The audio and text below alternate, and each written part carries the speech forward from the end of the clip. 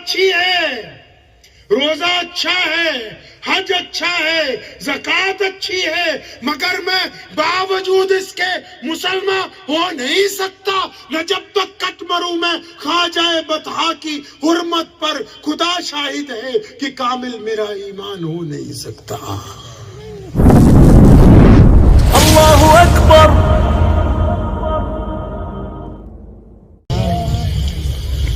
مصعب بن عمیر ایک نوجوان ہے، بڑے گھرانے کا بیٹا ہے، ارب پتی آدمی کا پتر ہے، اتنا شوقین ہے کہ 200 درہم کا ایک سوٹ پہنتا ہے اور خوشبو ایسی لگاتا ہے کہ اس طرف سے گزر جائے لوگوں کو 1 گھنٹے تک پتا رہتا ہے کہ مصعب گیا تھا یہاں سے۔ اس خوبرو نوجوان کی ایک دن نبی علیہ السلام سے سامنا ہوا اور ایسا نورانی چہرہ دیکھا کہ پیارے پیغمبر علیہ السلام کے دستے حق کے اوپر کلمہ لا الہ الا اللہ محمد رسول اللہ پڑھ لیا۔ اب مصعب کے والد کا تو انتقال ہو گیا ہے، سارا بیوپار جو ہے اس کا چچا چلاتا ہے۔ اب یہ گھر پہنچے، چچا کو کسی نے انگلی لگا دی کہ بھائی تمہارا بھتیجا تو محمد رسول اللہ صلی اللہ علیہ وسلم کے پیچھے لگ گیا، نعوذ باللہ۔ اچھا، اب چچا نے اس کو اپنے آفس میں بلایا، بڑے لوگ ہیں، مصعب پتہ لگا تم نے ہمارے آبا و اجداد کا دین چھوڑ دیا، تم محمد رسول اللہ صلی اللہ علیہ وسلم کے ساتھ لگ گئے۔ مصعب نے کہا ہاں چچا، سچ سنا ہے آپ نے، کچھ جھوٹ نہیں سنا اس میں۔ اب کیونکہ چچا پاور میں ہے، اب پاور والے لوگوں میں 2 باتیں ہوتی ہیں۔ ایک تو پاور والے لوگ ایسے ہوتے ہیں جو کہ خدا کا خوف دل میں رکھتے ہیں، چاہے وہ کوئی بھی دھرم کے ہو۔ ایک پاور والے لوگ ایسے ہوتے ہیں جو صرف اپنی طاقت پر یقین رکھتے ہیں۔ اب مصعب کے چچا کو صرف اپنے پیسے پر گھمنڈ ہے، اپنی طاقت پر گھمنڈ ہے۔ وہ مصعب کو دھمکی دینے لگا، مصعب تجھے پتا ہے میں اور تیرا باپ اکٹھے کاروبار کرتے ہیں، ساری جائیداد ہماری ہے، اب بھی کاروبار میں ہی دیکھتا ہوں، تو نئے نئے کپڑے پہنتا ہے، خوشبوئیں لگاتا ہے، دعوتیں اڑاتا ہے، تو نے تو آج تک کیا کچھ نہیں۔ اگر محمد الرسول اللہ صلی اللہ علیہ وسلم کی طرف جائے گا تو جائیداد میں سے کچھ بھی تجھے نہیں ملے گا۔ اب چچا یہ سمجھ رہا ہے کہ جیسے ہی جائیداد چھٹے گی مصعب گھٹنوں کے بل پہ آ جائے گا، مصعب معافی مانگے گا۔ اب مصعب بن عمیر رضی اللہ عنہ نے کیا کہا، چچا میں جن کے دستے حق پر ایمان لے کے آیا ہوں نا، جائیداد تو چھوٹی چیز ہے، میں تو ان کے نام پر اپنی جان بھی قربان کر سکتا ہوں، تو رکھ لے، تو ہی رکھ لے، ساری تو رکھ لے۔ اب اس کو غصہ چڑھ گیا اور اب اس نے کہا اپنے آفس میں ہی دفتر میں مصعب کو کھڑا کیا ہوا ہے اپنی حویلی میں، کہہ رہا مصعب اچھا ہے اس لیے ایسا کر، اب تو مان تو رہا نہیں، جائیداد میں سے تو بے دخل ہے، اس وقت تیرے پاس جو کچھ ہے، جو درہم و دینار تیرے پاس اس وقت ہے، اور یہ باہر جو تیری سواری کھڑی ہے، بہترین اونٹ کھڑا ہے، یہ بھی یہیں چھوڑ کے جانا ہوگا، میں یہ نہیں دوں گا تجھے، اپنی جیبیں خالی کر۔ اب مصعب بن عمیر رضی اللہ تعالیٰ جو عاشق ہوتے ہیں نا، عاشق جو ہوتے ہیں نا جی، عاشقوں کا ڈھنگ ہی کچھ اور ہوتا ہے۔ عاشق کبھی یہ نہیں چاہتے کہ ان کے عشق کا اظہار ہو۔ دلی کی جامع مسجد کی سیڑھیاں ایک جرنل انگریز چڑھ رہا تھا، 1932 کے آس پاس کی بات ہے، وہ چڑھا تو وہاں مسلمان گداگر بیٹھے تھے کہ اللہ کے نام پر کچھ دے جاؤ، وہ رکا، اس نے اپنا بٹوا نکالا، کچھ پیسے ایک مسلمان گداگر کو دیے اور وہ چلا گیا اندر۔ تو جب وہ اندر جا رہا تھا تو اس کی جیب میں سے وہ بٹوا وہیں پر گر گیا۔ اب یہ مسلمان گداگر اٹھا، اس نے وہ بٹوا اٹھا کے اپنے پاس سنبھال لیا، اس کا ارادہ یہ ہے کہ جب وہ واپس آئے گا تو میں اس کو یہ لوٹا دوں گا۔ وہ واپس آیا ہی نہیں، اردو بازار کی طرف سے سیڑھیاں چڑھا، جامع مسجد کا دورہ کیا اور دوسری طرف کے دروازے سے باہر چلا گیا۔ 10 سال گزر گئے، 40 کی دہائی میں پھر اس کی ڈیوٹی دلی میں لگ گئی اس انگریز جنرل کی. وہ اب کی بار وہ اپنے بیوی بچوں کو لے کے آیا کہ چلو دلی میں تو رہ رہے ہیں, تمہیں شاہجہانی مسجد دکھاتے ہیں. یہ جامع مسجد کا نام جامع مسجد نہیں ہے, شاہجہانی مسجد ہے. کہ چلو تمہیں شاہجہانی مسجد دکھاتے ہیں. اب وہ اپنے بچوں کو لے کے جب سیڑھیاں چڑھ رہا ہے, اب مسلمان گداگر نے دیکھ لیا کہ وہی صاحب ہیں جو 10 سال پہلے آئے تھے. اب اس نے ان کو آواز دے کے روکا کہ صاحب رک جائیے, آپ کی ایک امانت میرے پاس ہے. تو اس انگریز نے پوچھا بھئی میں تجھے کیا امانت دے کے گیا ہوں, میری تو کوئی ایسی امانت نہیں ہے. کہنے لگا نہیں رکو. اس نے اپنی گدڑی میں سے اندر سنبھال کے بہت سے کپڑوں میں لپیٹ کے ایک چمڑے کا بہترین بٹوا رکھا ہوا تھا, وہ نکالا اور اس انگریز کو دیا کہ یہ آپ لے لیجئے, آپ کا گر گیا تھا. اس نے دیکھا, پہچان گیا کہ واقعی میرا بٹوا ہے. تو اس نے اس کو کہا, اس غریب کو, اس مانگنے والے کو, کہنے لگا تیرا دماغ ٹھیک ہے, تو پاگل ہے. تو اس نے پوچھا کیوں, آپ مجھے پاگل کیوں کہتے ہیں؟ کہنے لگا اس بٹوے میں اتنے پاؤنڈ ہیں کہ تو چاہتا تو ایک اچھا گھر خرید لیتا. اس بٹوے میں انگریز سلطنت کی اتنی دولت پڑی ہوئی ہے کہ تو چاہتا تو اچھا گھر خریدتا یا دکان بناتا, کام کرتا. تو نے اتنے سال سے کھول کے بھی نہیں دیکھا اس میں ہے کیا؟ تو اس گداگر نے یہ کہا تھا اس انگریز کو. کہنے لگا صاحب آپ چلے جاؤ, آپ نہیں سمجھیں گے, یہ عشق کی باتیں ہیں. اب جو اتنا کہہ کے وہ گداگر پلٹ آیا تو انگریز کے پاؤں رک گئے. وہ اس گداگر کے پاس ہی بیٹھ گیا. کہنے لگا اس بٹوے میں کیا عشق ہے, اب جب تک تم مجھے بات نہیں سمجھاتے میں آگے کیسے جاؤں. اب اس نے اسے کہنا شروع کیا.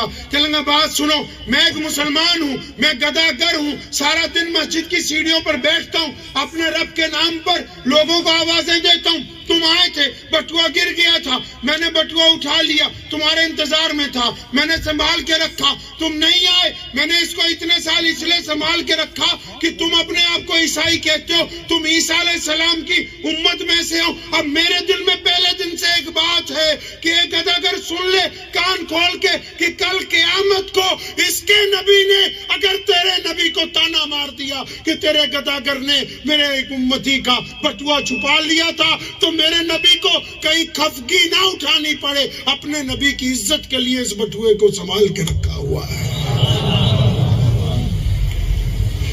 عشق تو آج بھی ادا ہوتا ہے. یہ عمار بن یاسر اور بلال رضی اللہ تعالیٰ عنہ, مصعب بن عمیر جو عشق دکھا رہے ہیں, وہ عشق تو آج بھی ادا ہوتا ہے. اب مصعب کو چچا کو اور غصہ آ گیا, سب پیسے بھی نکلوا لیے. اب مصعب جب باہر نکلنے لگا وہ ضلالت پر اتر آیا. اس نے مصعب کو ادھر بلایا, کہتا ادھر آ, یہ جو قیمتی کپڑا پہنا ہوا ہے, یہ جو قیمتی کرتا پہنا ہوا ہے, یہ ہمارے پیسے کا ہے. جبہ اتارو. مصعب نے جبہ اتارا تو اس کو کہنے لگا یہ جو زیر بند کپڑا باندھا ہوا ہے یہ بھی اتارو, ہمارے پیسے کا ہے. وہ بھی اتروایا, سر سے لے کے پیر تک برہنہ کر دیا. تمام کپڑے مصعب بن عمیر جیسے نوجوان کے اتار لیے. چچا کے ذہن میں ہے کہ کپڑے اترواؤں گا, ڈر جائے گا, بھیک مانگے گا, کہے گا کہ مجھے معاف کر دو. مصعب نے کوئی پرواہ نہیں کی, ویسے ہی چلتا ہوا اپنی ماں کے کمرے میں گیا. اماں نے دیکھا بیٹا سر سے پیر تک بنا کپڑوں کے, آنکھوں پہ ہاتھ رکھ لیے. پوچھا بیٹا یہ کیا ہوا؟ مصعب کہنے لگا اماں, چچا نے محمد رسول اللہ کے دین کی وجہ سے سب کچھ چھینا ہے. اماں تو پتہ ہے جب میں پیدا ہوا تھا میرے لباس نہیں تھا, تو وہ خاتون ہے جس نے مجھے کپڑے پہنائے, آج تیرا بیٹا پھر بے لباس کر دیا گیا. والدہ نے اپنا عورتوں والا جبہ دیا. مصعب بن عمیر جب وہ جبہ پہن کے نبی علیہ السلام کے پاس پہنچے, جب پیارے پیغمبر نے دیکھا کہ میرا لاڈلا صحابی عورتوں کے لباس میں, اور جب یہ پتہ لگا کہ گھر سے بے دخل کیا گیا, کپڑے اتروائے گئے, ننگا کر کے بے عزتی کی گئی, تو نبی علیہ السلام کی آنکھوں میں آنسو آ گئے. فرمایا میرے اللہ جی میں اس سے راضی ہوں, آپ بھی اس سے راضی ہو جائیں. اور پھر مصعب وہ ہے کہ نبی علیہ السلام نے جب مدینے جانا تھا 2 سال پہلے, جب مدینے والے آئے کہ ہمیں کوئی امام دے دو, ہمیں کوئی قائد دے دو, ہمیں کوئی بہترین مسلمان دے دو, ہمیں کوئی عالم دو, کوئی شیخ الحدیث دو, ان کی قیادت نبی علیہ السلام کے جانے سے پہلے اگر کوئی نوجوان کرتا ہے تو مصعب بن عمیر کرتے ہیں رضی اللہ عنہ. نماز اچھی ہے، روزہ اچھا ہے، حج اچھا ہے، زکوٰۃ اچھی ہے، مگر میں باوجود اس کے مسلمان ہو نہیں سکتا نہ جب تک کٹ مروں میں خواجہ بطحا کی حرمت پر خدا شاہد ہے کہ کامل میرا ایمان ہو نہیں سکتا۔ نبی علیہ الصلوۃ والسلام نے یہ جو پیارا پیارا دین ہمیں عطا فرمایا ہے، جس کو آج کل ہم نے اپنے حساب سے گوٹیاں فٹ کر لی ہیں جس میں اپنی اپنی، اس دین کا مقصد کیا ہے پتہ ہے آپ کو؟ دین کا کیا مقصد ہے پتہ ہے بھائی؟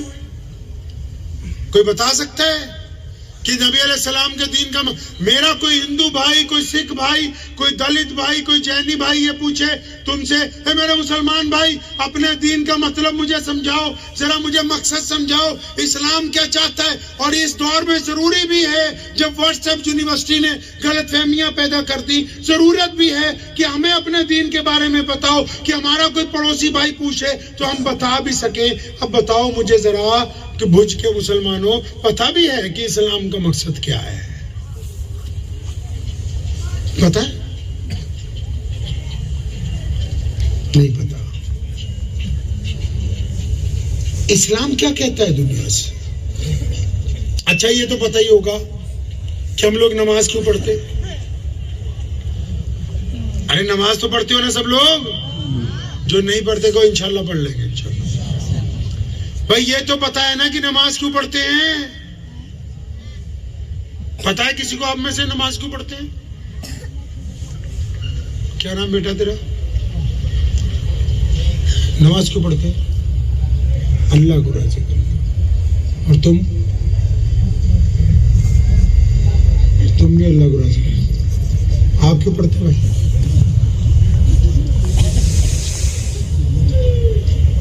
گھبراؤ نہیں ہے، باقی سب بھی تیرے جیسے ہی ہیں۔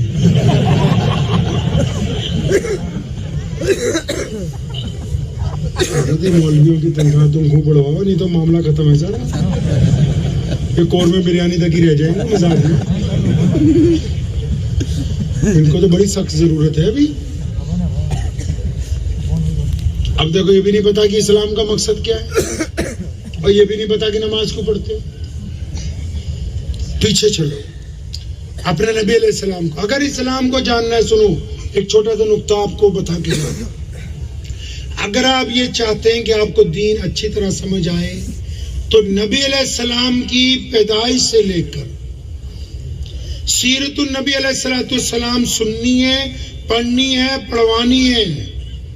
اب جب سیرت النبی علیہ السلام جب چلے گی تو اس میں نبی علیہ السلام پر پہلی وحی کے واقعات بھی نظر آئیں گے، قرآن بھی نظر آئے گا، سنتیں بھی نظر آئیں گی، گھر بھی نظر آئے گا، کاروبار بھی نظر آئے گا، تفسیر بھی نظر آئے گی، حدیث بھی نظر آئے گی، عشق بھی نظر آئے گا، چلنا بھی نظر آئے گا، ہجرت بھی نظر آئے گی، کھیتی بھی نظر آئے گی، کھلیان بھی نظر آئیں گے، بدر بھی نظر آئے گی، احد کا میدان بھی نظر آئے گا، عمرے بھی نظر آئیں گے، حجۃ الوداع بھی نظر آئے گا، امی کی محبت بھی نظر آئے گی، باپ کی حقیقت بھی نظر آئے گی، بھائیوں کا معاملہ بھی نظر آئے گا، چچا سے محبت بھی نظر آئے گی، یاری دوستی کے قصے بھی سنو گے۔ اگر سیرت نہیں پڑھو گے تو بس پھر پجامہ اوپر ہے تو جنت میں جاؤ گے، نیچے ہے تو جہنم میں جانے والے ہو۔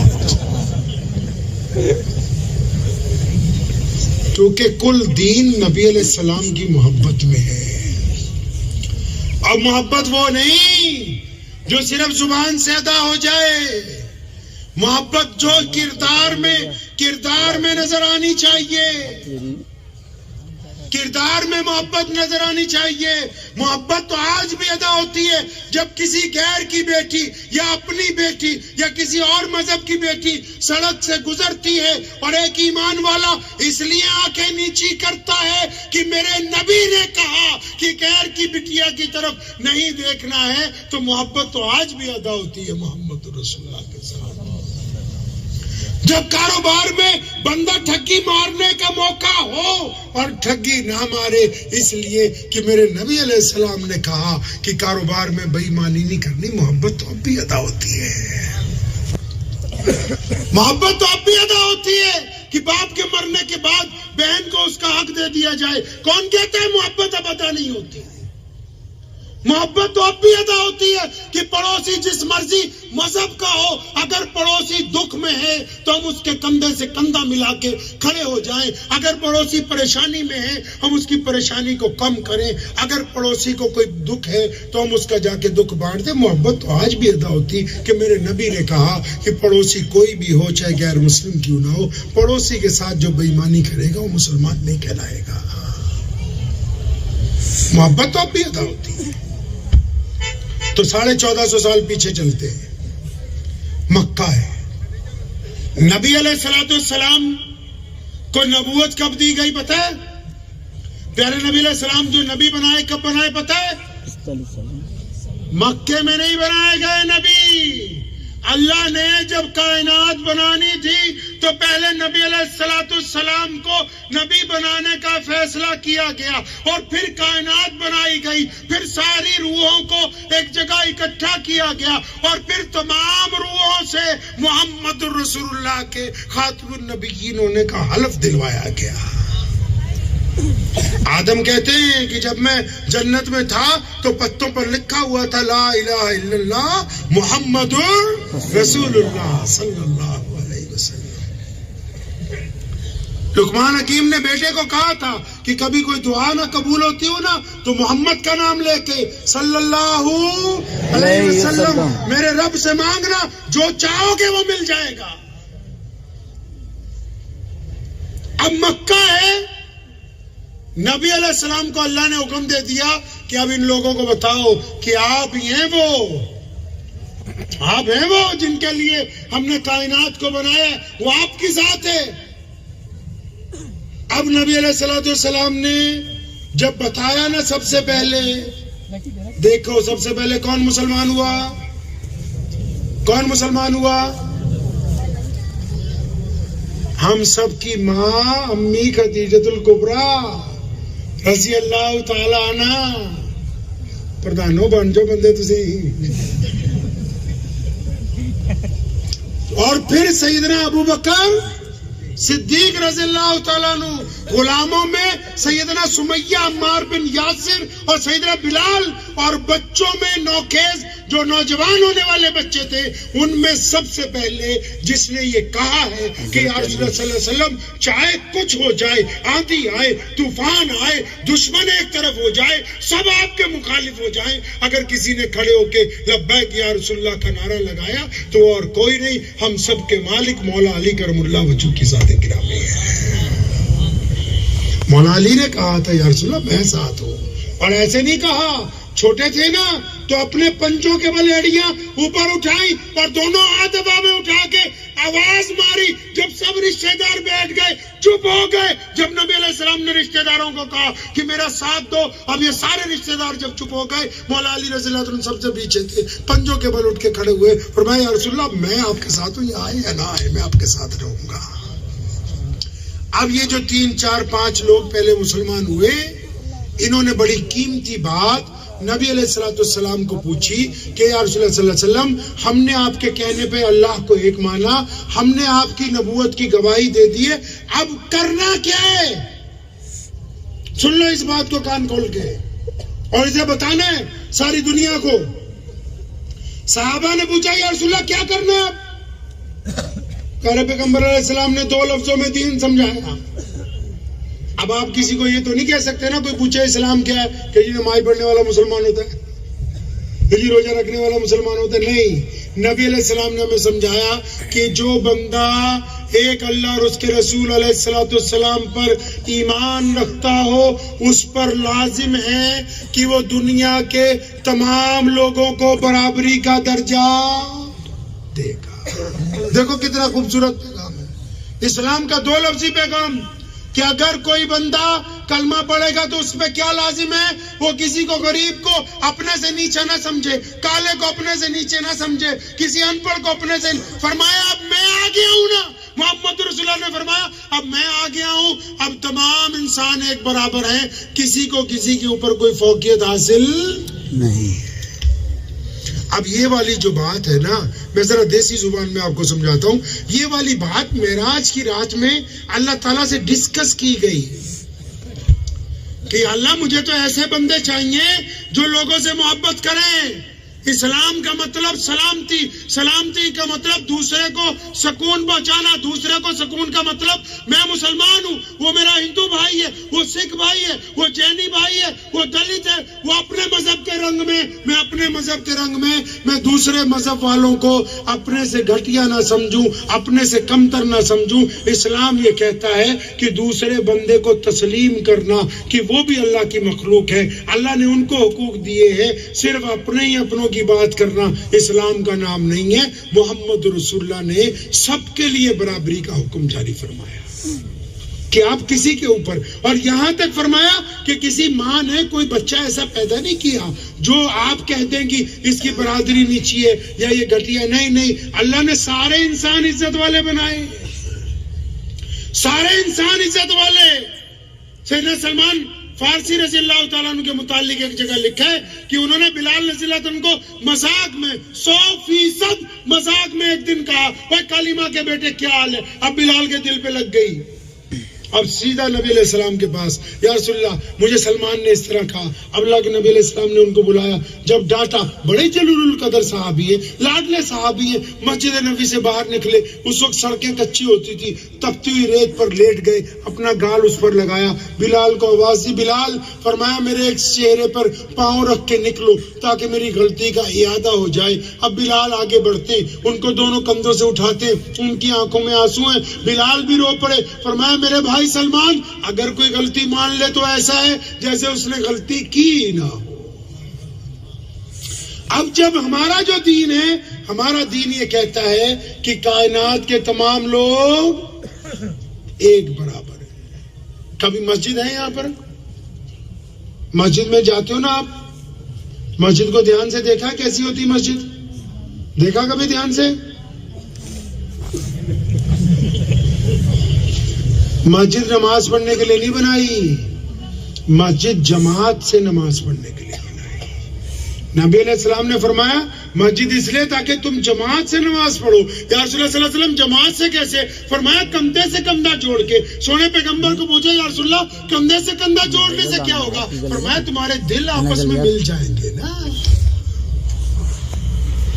تمہارے دل مل جائیں گے نا آپس میں. پھر اگر فجر میں عبد الرحمان نہیں آیا، ظہر میں نہیں آیا، عصر میں نہیں آیا، تو مغرب میں اس کے نمازی دوست کہیں گے آج کہاں عبد الرحمان، چلو پوچھ کے آتے، اس کا دکھ درد بانٹیں گے. اب تو یہی پتا نہیں کہ مسجد بنائی کیوں ہے. مسجد میں نبی علیہ السلام کے پاس غریب آتے ہیں، کپڑے لے کے جاتے ہیں، بھوکے آتے ہیں، کھانا کھا کے جاتے ہیں، مسافر آتے ہیں، سواری لے کے جاتے ہیں. اور مسجد تو ماں کی طرح بنائی کہ اس میں جو عبادت گزار ہوں گے وہ سب کا دھیان رکھیں گے. اب تو کہتے ہیں بس استنجا کرو، نماز پڑھو، اور سنت پڑھتی ہے اے سی بند کر دیے جائیں گے تاکہ تم اپنے گھر چلے جاؤ. دین کو سمجھے، دین آسان ہے. اب مسجد میں پھر جاؤ، دوبارہ مسجد میں جائیے. ابھی ہم عشاء کی نماز پڑھیں گے، مؤذن تکبیر کہے گا، امام نیت باندھ لے گا. اب میں آپ کا خاص مہمان ہوں، مفتی صاحب بیٹھے ہوئے ہیں، محتمم صاحب بیٹھے ہیں، صدر صاحب بیٹھے ہیں، کتنے ذمہ دار بیٹھے ہیں. اب ہم لوگ وضو کرتے ہوئے لیٹ اگر ہو جائیں گے تو آپ ہمیں کہاں جگہ دو گے جی؟ امام نے نیت باندھ لی، ہم لیٹ پہنچے تو کہاں جگہ دو گے؟ اور بولو تو صحیح، پیچھے. اور اگر جمعے کی نماز ہو رہی ہو، ہم اور لیٹ ہو جائیں تو کہاں جگہ دو گے؟ اور پیچھے. کہاں؟ اور اگر ایک آدھی رکعت ہو گئی جمعے والے دن اور کوئی بڑا محدث آ جائے، شیخ الحدیث آ جائے، کوئی مسلمان آفیسر آ جائے، کوئی مسلمان وزیر آ جائے، کوئی مسلمان عرب پتی آ جائے، اب ادھر امام صاحب ایک دو رکعتیں پڑھا چکے تو اس نے کہاں نماز پڑھنی ہے؟ وہاں جہاں مسلمانوں نے اپنی جوتیاں اتاری ہیں نا، ان جوتیوں کو دائیں بائیں کر کے اس کو وہاں مصلی بچھا کے نماز پڑھنی، کیونکہ یہ محمد الرسول اللہ کی مسجد ہے. اس میں کسی امیر کو، کسی غریب پر، کسی گورے کو، کسی کالے پر کوئی فوقیت حاصل نہیں ہے. یہ بار بار سکھاتی ہے مسجد. ہم دین کو اس روش میں نہیں لا رہے جس روش میں دین کی ضرورت ہے. پلٹیں گے دین کی طرف نہیں، انشاءاللہ پلٹیں گے انشاءاللہ. مجھے امید ہے کہ آپ کو یہ ویڈیو پسند آئی ہوگی۔ اگر پسند آئی ہو تو یہ آپ اپنے دوستوں کے ساتھ شیئر کریں اور اس چینل کو سبسکرائب ضرور کریں۔